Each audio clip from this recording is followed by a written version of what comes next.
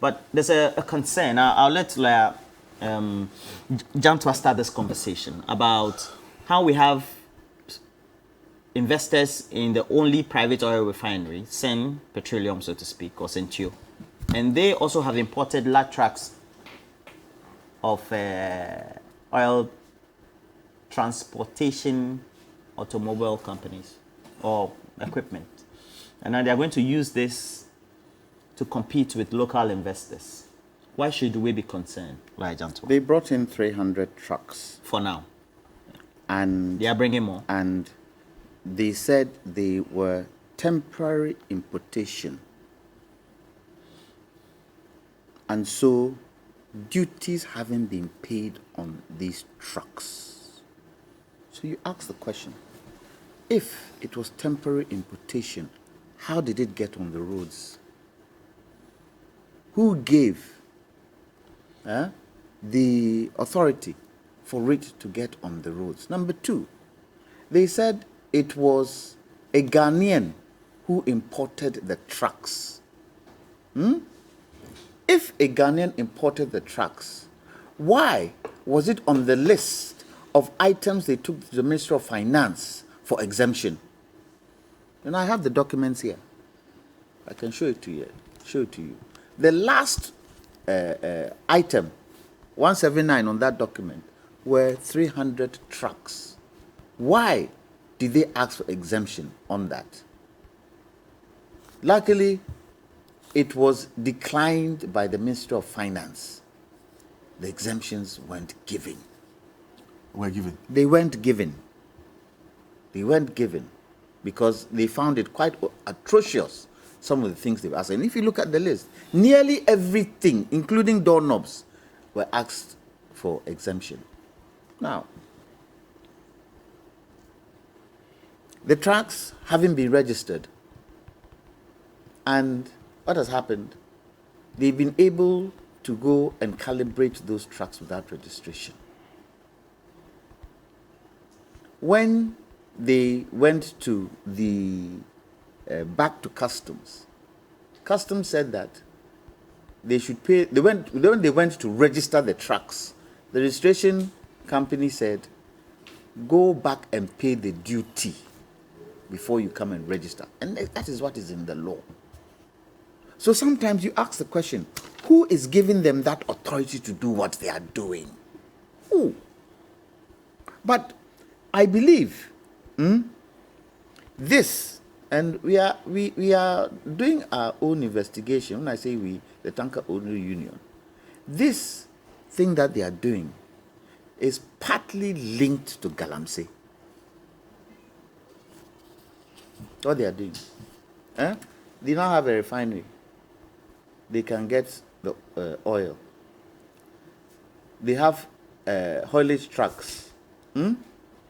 They can pump the oil trucks with their refinery, and they can take it to Galamsey areas. Sentu had started talking to OMCs. That's why you saw the OMC association put out a statement and told the OMCs that, look, we can get you oil. However, our trucks would have to deliver it, and we can get it to you at a discounted price. What does that mean? What does that mean? Are they not killing that value chain? Haulage, the girls of this world, the petrol garages, because the next thing you see, they have their own petrol garages. So, we had a meeting with MPA, and MPA have written letters to us, and MPA have assured us that over their dead body, this thing, will they approve of it? Because when you look at the Ghana content policy that is being put in place, the downstream part of the oil, the value chain, is reserved for Ghanaians and Ghanaians alone. And the MD has told us categorically that over his dead body will this happen. They have written a letter to send you. I'm not sure whether you've seen that letter. And if you've seen it, put it on there and see what they've said on there. That over there, they've told them that it is reserved for Ghanaians and they cannot do it. Now, all the other institutions, the Petrol Garages Association, all the various institutions are seeing that this thing is a threat to the downstream industry. And it is a threat. And we will not take our foot off the pedal till we've been able to sort this thing out once and for all. But Roland, I asked the question, who gave the authority to Sentio to put up the refinery? Who? You think they have powers? Because you know something? When they started building, they didn't have a license. It took the MPA CEO, Mustafa Ahmed, to go and stop them and told them, you can't do this without a permit. Stop work and stop the construction. Why did they think they had the right to do that in our country? And I asked the reason, who gave them the right to put that in? We have a refinery, limping, isn't it? We have a refinery limping, isn't it? Couldn't it be? I don't like to say it's collapsed. I like to say it's limping. Because if we are conscious of getting it back in place, we can get it back in place. Couldn't there be an arrangement where government, and I don't know whether it's government, but I think government too has a role to play in there. Government could have negotiated with the investor to say, we have a refinery here. We would want a joint venture with you to get a refinery back up, protecting the jobs of Ghanaians. Did we do that? We didn't. So we built a refinery. And please, Ghanaians, I'm not saying I'm against investment. I'm against investment that is detrimental to Ghanaian jobs. That's what I'm against. I'm against that kind of investment. And this is one. It is one of them. It is crowding out the private sector. Because whatever the case local is, players. Whatever the case is, apart from crowding out the local players who have been in this industry, the haulage companies, the number of haulage trucks they've got, the loans they've got from the banks, the money they have to pay back to the banks with interest is being threatened. Now, with the refinery, and somebody will tell me, oh, but we import oil, is there not going to be capital flight? Is there not going to be? When they sell the oil, they get cedis. Is the cedis going to go to China? Wouldn't they have to change it with our dollars here in this country? And somebody tells me that, oh, we import. When you look at the quantum we import and you look at the quantum they would be producing, doesn't it far outweigh? So it is something that we are not taking our foot off the pedal till we get to the bottom of this. And we would want to see, and we've got information that it looks as if some of the Chinese companies have started opening their own petrol garages along a certain chain route, and a certain route, and we are investigating it. And once we are able to get concrete information that is so, we will go to MPA again. Yeah. At the end of the day, we have to ask the questions: who is allowing this? And Eric, what do you have to say? You're an entrepreneur, so at least you have some level of solidarity with this. Solidarity with what? What is Ghanaian should be Ghanaian. Well, so I had to pull out the Local Content and Local Participation Bill 2013, and basically stipulates that Ghanaians should be prioritized in terms of employment in the petroleum industry. I'm happy that the NPA has been very strong and resolute in making sure that this doesn't happen. I think that there's also a certain, the lawyers, is it called a lacuna? Yes. Where apparently there has to be an at least 5% Ghanaian participation. That is in the upstream. In the upstream. That's upstream. This is downstream. So the downstream, what does it actually say? The downstream says, it's, in fact, the downstream doesn't even say local content. Mm-hmm. It says Ghanaian content. Mm. Okay. And that Ghanaian content was actually proffered by the president. He did not like the name because they are putting in a new policy with regards to the downstream. And he didn't like that local content. He said Ghanaian content, because Ghanaian jobs are what we're looking for. Well, and so my position on this matter is very simple. Whilst the regulatory aspects in terms of, well and truly, if they're supposed to have their trucks on the road without paying duties and all that should be investigated, I believe strongly that the position taken by the NPA is the right decision to stay any operations until that resolution is made. The other thing is that what is going to happen to the oil that they refine at Central?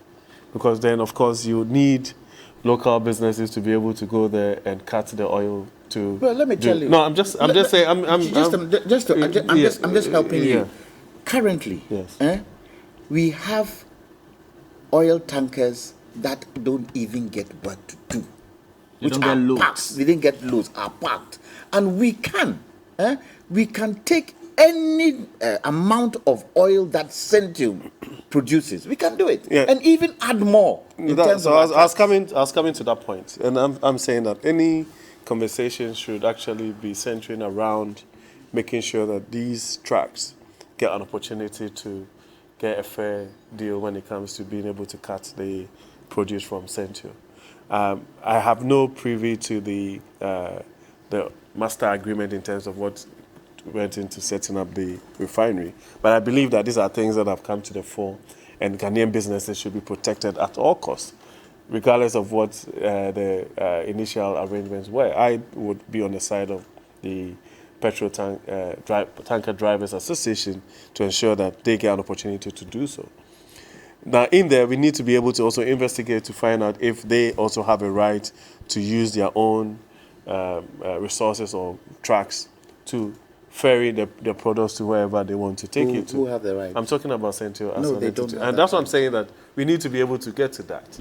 So that if that arrangement is already there, then we should go with the NPA position. The NPA position is that the local drivers should be given that opportunity to do that, to, one, protect local jobs, and then also ensure participation in the downstream industry. So, I mean, I think that my position... Let me just before AB comes in, let me also give you another point.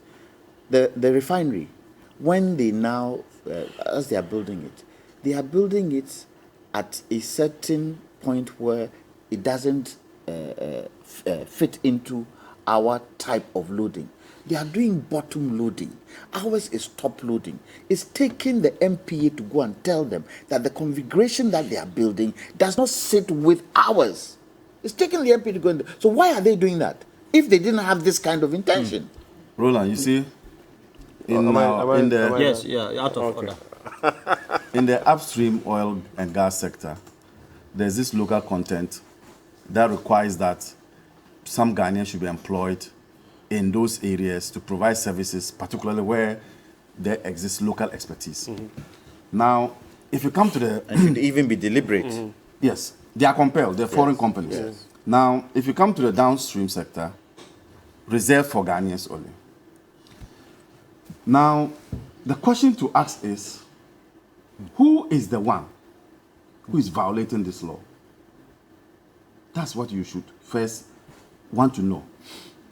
Because this is a government that came in on the back of, we are going to empower the local businesses, we are going to empower Ghanaian businesses, we are going to ensure that businesses grow. But is the NPA not a government agency? What are you talking about? What am I saying? I'm saying that who is the one breaching the law? Oh, you are saying it's NPA, okay. No, I'm saying is the NPA So not a government interject. agency Now, that is actually stopping them from doing what is deemed to be wrong? I have heard him enumerate the problems. But I want to tell him that he should be careful the way he's taking hook, line, and sinker what my good friend, Mustafa Hamid, who's my classmate in Kevas, I see. that it may be people who are even above him. Mustafa Hamid may be a small fly in this scheme, my brother. Do you know the people who are connected to the president who are in that business? So Mustafa Hamid may tell you that, but don't take hook, line, sinker. Before these people came into this country, there must have been somebody. The Chinese ambassador once told me and some people who met him that they don't know Ghana. And he said it openly. And that they don't know where the forest is to do galamsey. It's up to Ghanaians. It's up to Ghanaians. So somebody, I'm telling you. So for me, I think that we should put pressure on government to stop violating our laws. Okay. Because Ghanaians must reap the benefit of our resources. Why? Haulage is something that Ghanaians have capacity. Look, More than capacity. The days of Asuma Banda, Antrak, Yes. even from those days, we had haulage. Yeah. So what is this about haulage that you want to bring cars inside or trucks inside to take it? You want For the want of upstream, the time, I'll leave the rest for you to take. Already, we have, by benefit of our good sources, the request for proposal, consultancy services for the engagement of a transaction advisor to facilitate strategic partnership between Trust Logistics Limited and Centio Group. Now, if you look at all this, playing a key role is our own Social Security and National Insurance Trust, SNIT. And they call the project name the engagement of this transaction advisor. And they have a principal consultant being ThinkUp Securities Limited right here in Accra.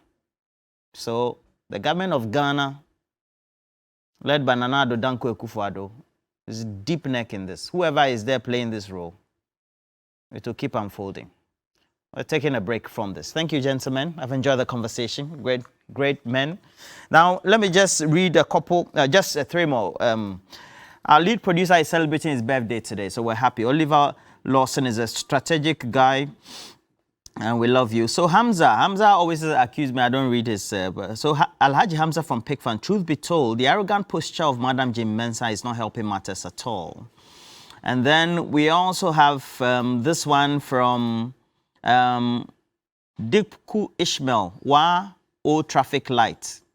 NDC joining IPAC is useless because Jane and Bossman, they own it and don't take advice from members. I also have this one from Maxwell Akpabli, who says, as for me, Jane Mensah, Dr. Bossman Asare are a serious threat to our national security and democracy. Maxwell Akpabli. Now, we also have some key individuals. So I have Koblavi of Pukwasi, Benghazi, says that the EC chair says they have a target of 700,000 for the registration. They can register more than 700,000 if they create more registration centers because they want to target 1.3 million people. We're taking a break from here. We'll cash out right here and we'll have a conversation also coming up. We're taking a break. We'll be right back.